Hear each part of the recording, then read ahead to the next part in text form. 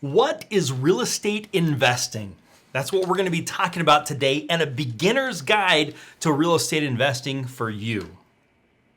All right, guys, when we talk about real estate investing, it's almost like talking about how many fish there are in the sea, how many different species and what all is out there. It can get a little bit confusing. So what I want to talk about is a little bit of an investment formula that I believe in, okay? And it comes down to this quadrant. It basically is what is going to get the most amount of money with the least amount of effort and the most amount of control. Okay, so this is basically what I'm looking for, is this trifecta. What's going to get me the most amount of money with the least amount of effort with the most amount of control? So when we talk about real estate investing, let's talk a little bit about control for a minute. There are some investments where you're basically what's called a limited partner. A limited partner is limited because they have zero control. Do I have some investments on this? Yes. And there's some reasons to do that. But typically when we're talking about a beginner's guide, that's not something I think you should really be thinking about. The next thing we're talking about is the most amount of money. Now, for me, I'm not looking about the most amount of money today. I'm looking at the most amount of money long-term is what I'm looking for. And the least amount of effort is basically how much time that I need to spend. So this is this real estate investing quadrant, or your investment quadrant: most amount of money, least amount of effort, most amount of control. And how can you get that? Okay, so now what I want to do is I want to dive a little bit into the residential world.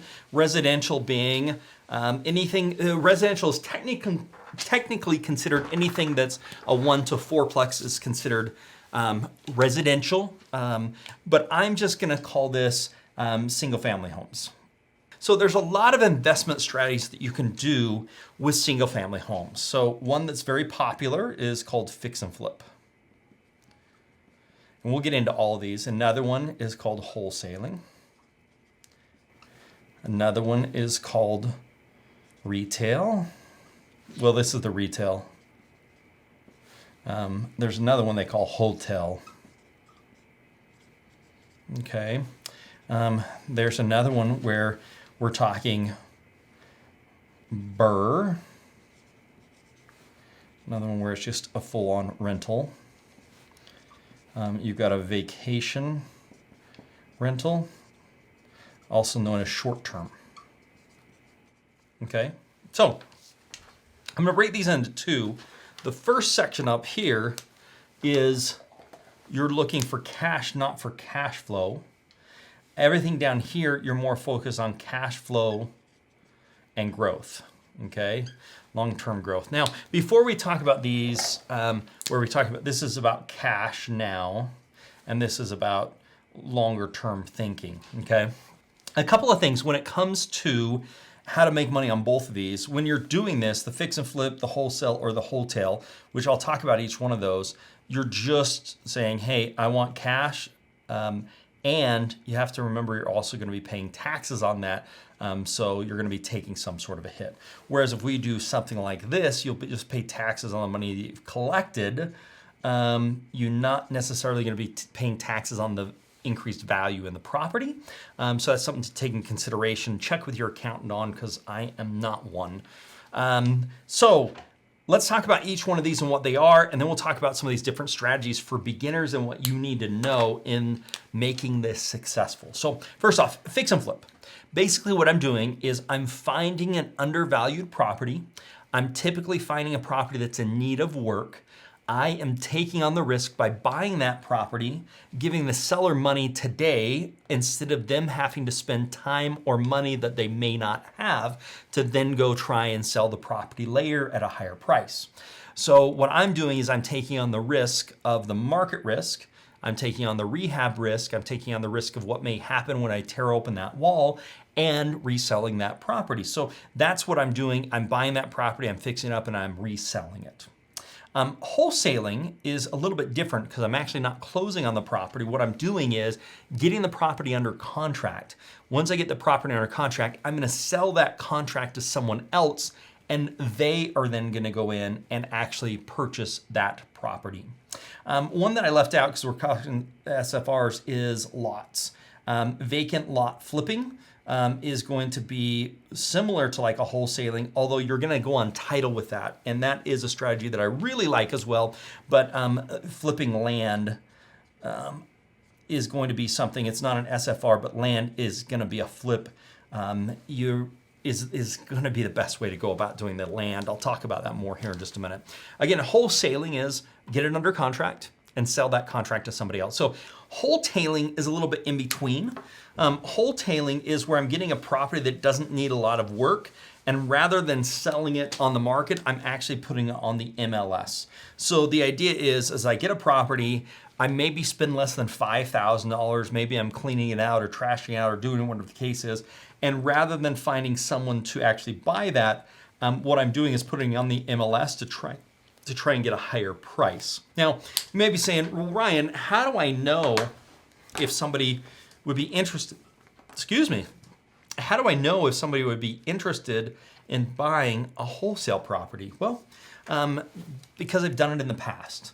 And one of the cool things that we have is our members are wanting these properties, and so you can post a deal and they may pick that up, and then you can wholesale to our members rather than having to go and find people that you can wholesale properties to. However, let's jump back to our software, Investor's Edge software here. So basically, I know that the person who bought this property, MTZ Realty, bought this property and did not get so there's not a new loan on this property, so they paid cash for this property, right? You'll see up here there is no open mortgages. So one of the things I can do is I can get with MTZ Realty, which just so happens this is their address right here, and I can get with them and say, hey, I've got some other properties that might be of interest to you because you paid cash for one around the corner. Now he may be trying to relist, so this one's on the market.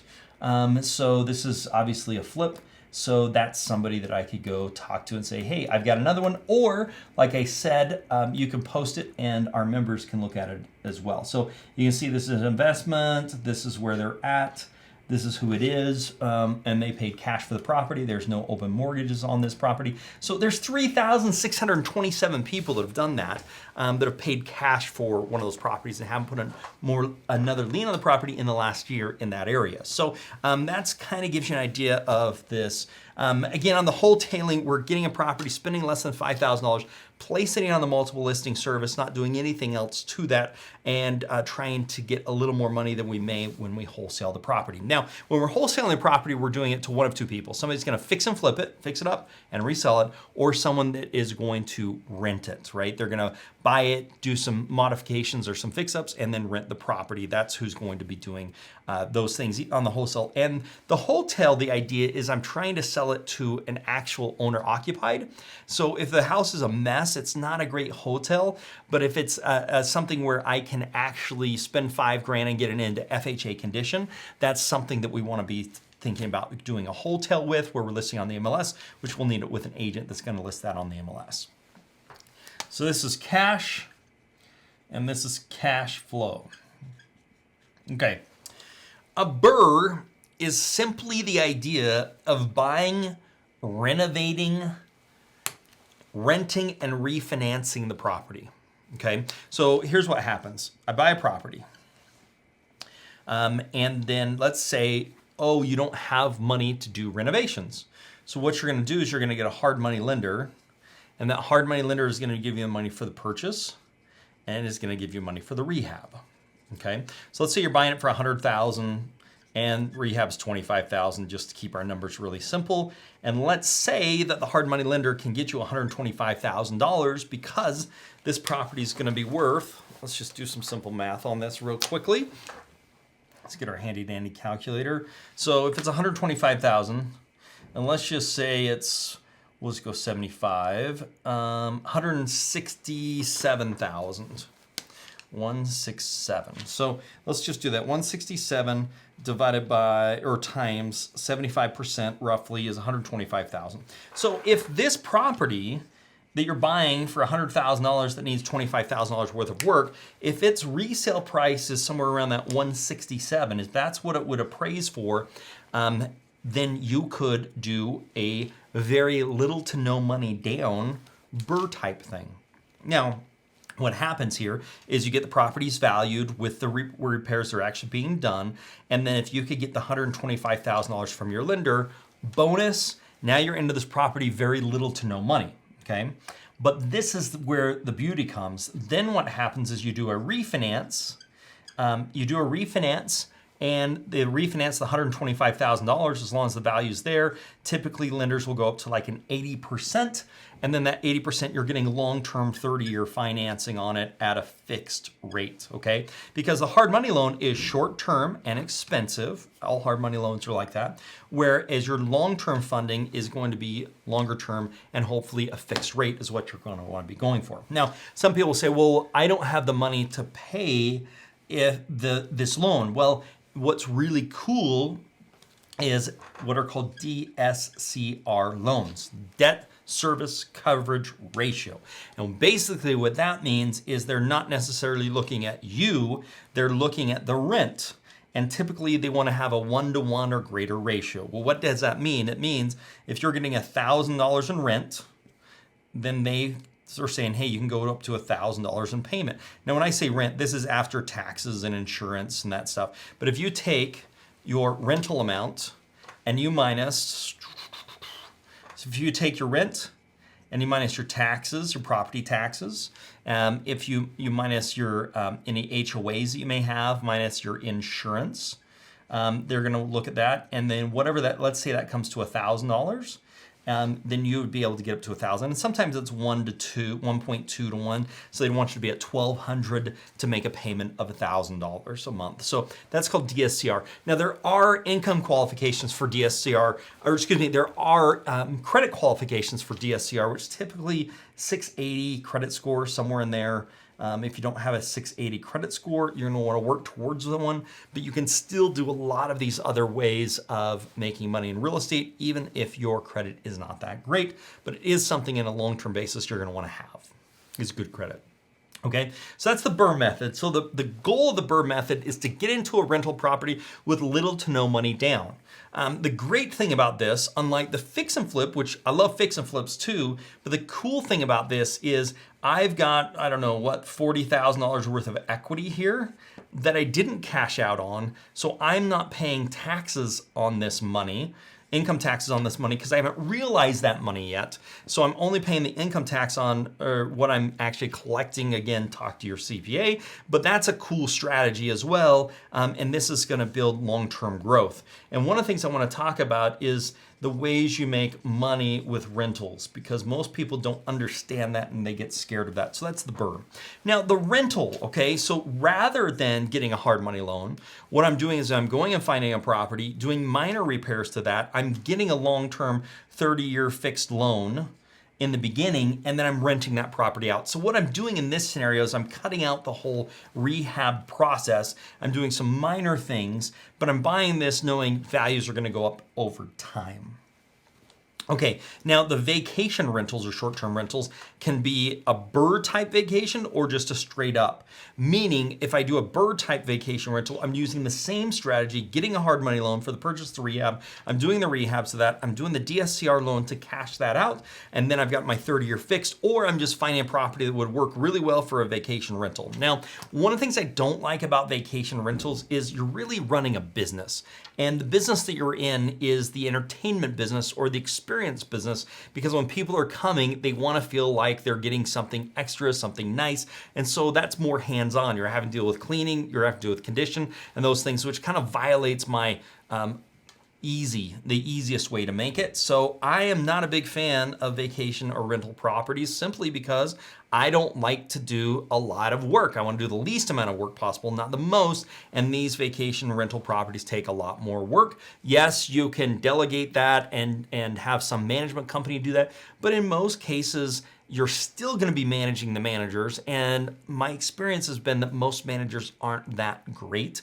And so that leads to a whole other issue of things. So that's what we're talking about here with the different ways for beginners to get into real estate investing.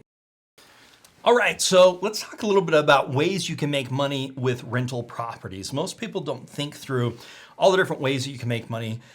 In rental properties, they usually just think of the cash flow. Now, I'm here to tell you when you first start buying rental properties, you're not going to have a lot of cash flow. Frankly, if you could buy a rental property right now and you could break even, that would be a great deal, but cash flow is going to happen over time. So you've got cash flow. Then you've got what's called appreciation, which is values going up over time. The next thing you have is amortization, which basically means each month that your tenant makes that payment, a portion of that payment goes towards the principal balance, and the tenant is paying down your loan for you that you're not having to pay down. Next thing we're going to be talking about is actually some tax savings, which can be in a variety of ways depending upon your situation, but you're typically going to be able to write off your expenses. Maybe you write off some your repairs you're doing in those things, which leads me to the next one, which is business expenses. So lots of times you can write off your cell phone, and you can write off part of your car, maybe part of your house, those different types of things for legitimate business expenses. Again, this is something you're going to want to get with your CPA on, but there are legitimate business expenses you're going to have as you're running this, as you're doing this. So a lot of people forget about all these other ways that they're making money, not just the cash flow, not just the appreciation, not just the principal pay down. There's some tax savings and then some business expenses or tax savings when it comes down to that as well. So when you first get started on your rental properties, you really are not going to make a lot of money in the beginning. Long term, you're going to make a ton of money if you do it right. So when we start talking about this, one of the big things with cash flow is the worst thing you're going to pay is property tax. Property tax is going to eat you alive. And when we're determining areas or where to invest in, property tax is one of the biggest things I want to look at. Ideally, it's a 1-to-1 ratio. So basically, 1 month's rent equals 1 year's taxes. So it can be a little more than that, but you don't want to start getting past 2 years. Just as an example, let's just jump over to the computer here. This is just a property. I have not looked at this one before. I don't know anything about it, but monthly rent's about $1,500, $1,514. So tax information, the tax is $812. Okay, perfect. It got up to $1,100. So this is one of those where it's actually right now. It's almost a half a month's rent that you're paying in taxes. You also want to be looking for good areas. So one of the things that a lot of people do is they buy houses in crummy neighborhoods, but they're fixed up, and they forget how much cost they're going to have with maintenance and wear and tear and those things because it's in a war zone. Okay. So, yes, so that's one of the things we're looking for, and that's one of the things that's going to really help us with the cash flow. But if we look at this, cash flow, rent. So 1940, the average monthly rent was $27, and in 2021, the monthly rent is $1,190. So let's just look back 10 years because I can go back that far. So 2011, it was somewhere between $694 and $800. I'm just going to call it. Let's just call it. I don't know. What do you want to say, guys? $725. Okay, $725. And then here it's at $1,191, which means the average rent, the median rent for the same property, right? The property hasn't changed at all, is 1191 minus 725. So it's gone up $466 a month. And if I divide that by the original rent, it's gone up 64%. The point I'm really trying to make here, guys, is rents go up always. Okay? Rents are going up. They're always going up. Now, can it go down for a little bit before it comes up? Absolutely. But you'll see over a 10-year period, you're seeing 38 to 64% increase in rents. And guess what? If you buy the property, you have a fixed loan, that all is more cash flow for you. So I tell people, you got to make it through the first 10 years, and then you're going to start to see serious cash flow because all of that goes into your pocket, except for any little improvements that you may need to make to the property. So that is huge. But this is the other thing is, let's look at property values over time. 1965, the average house is $19,800. You can see it's gone down just a little bit. 2023, $431, down from a high of $479. What I want to do is look at some 10-year increments here. So 2010, let's see, that's 29. 2010, $222,000 is property values, okay? $222,000. So let's go to 2020. $322,000. Okay, so it's gone up $100,000 increase in value on the median, and we'll divide it by 222. The property value went up 45%. 45%, and you didn't have to do anything other than just manage that asset. And now you're saying, oh, okay, I see it now. This is when it starts getting exciting, and it's called time. You just have to have the staying power. And that's why it's so important to know how to make these things happen, is understanding that. Here's what you do. You don't quit your day job. You don't stop doing what you're doing. You do that and you do some more. That's what's the most successful. And I recommend that you decide how much cash flow that you want, because I look at this, financial freedom is how many days you can go without having to work. Doesn't mean you don't work, but without having to work. A full-time job type stuff. Now, you still have to manage some properties or take some phone calls, that type of stuff. Yes, but it's not that frequent if you manage it and do it right. So let's just say that you were making $75,000 a year. And you said, you know what, Ryan, if I could replace that income, and I'm not worrying about Social Security or any of that type of stuff, let's just say if I could replace that income, I would be thrilled to death, right? I'd be thrilled, like that would be amazing.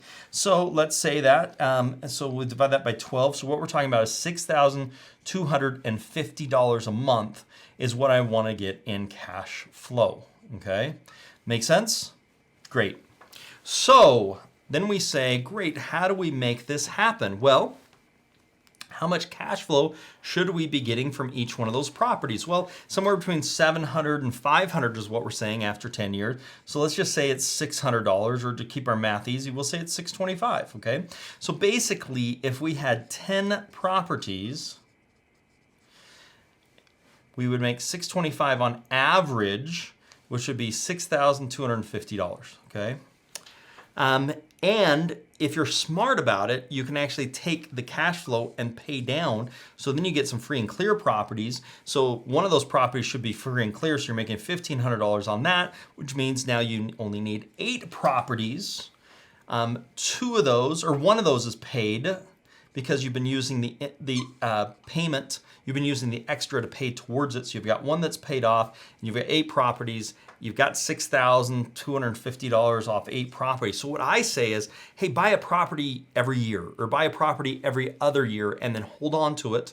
Make sure you have the staying power. As you see rents go up, as you see appreciation go up. The other thing that you can do is to simplify. Let's say you got to 10 properties. Well, now you could sell those properties, take that $170,000, pay off another property, which then increases or doubles your cash flow without you having to manage more properties, okay? So you can take some of them, sell them, pay off the other ones, you have less that you have to manage, and you're gonna keep the same income. Or maybe you say, no, I wanna keep all of them, because as they get paid off, then it's gonna be worth even more. But that's what we're talking about when we talk about this long-term plan. So, a beginner's guide to real estate investing. I hope you've learned a few things here. 1, I hope you learned that we want to go after things that make the most amount of money with the least amount of effort and the most amount of control. For me, that is single family real estate. I hope you've understood the difference between cash now and cash long term. I think way too many people give up the long term for the cash now. I would really have you think about long term cash. You can get into that with little to no money down by getting a hard money loan and then refinancing that into a DSCR loan, which you're not going to have extra money to pay for that because the rent is going to be used as the income qualification of that. You're just going to have decent credit. Not amazing credit, but decent credit to do that. I hope you've learned the different ways and types of investing in real estate, especially for beginners. I hope you've seen a bigger vision as to what can happen in the long term and understanding the power of amortization, that your tenant's paying your rent down over time, which is paying the monthly payment, which is paying towards principal. I hope you understand property values just go up over time. There's an old saying that nobody's ever lost money in real estate unless they sold at the wrong time, because as you can see from the graphs, it just doesn't happen where values just come crashing down over a long period of time. I hope you've also learned that rents go up over time. It just happens. You don't have to do anything. That's just simply going to happen. But most of all, I hope you have learned the power of real estate investing and how great real estate investing is and how great it can be for you and for the future life that you're looking to build right now. Now, if you've enjoyed anything that you've heard today, I'd love it if you hit that subscribe, hit that thumbs up. It tells me I'm doing a great job, and I like to do a great job. If there's something else you'd like to see or hear from me, put it in the comments and it'll go into our queue of a potential video we'll do in the future. Now, make it a very profitable day, and we'll see you soon.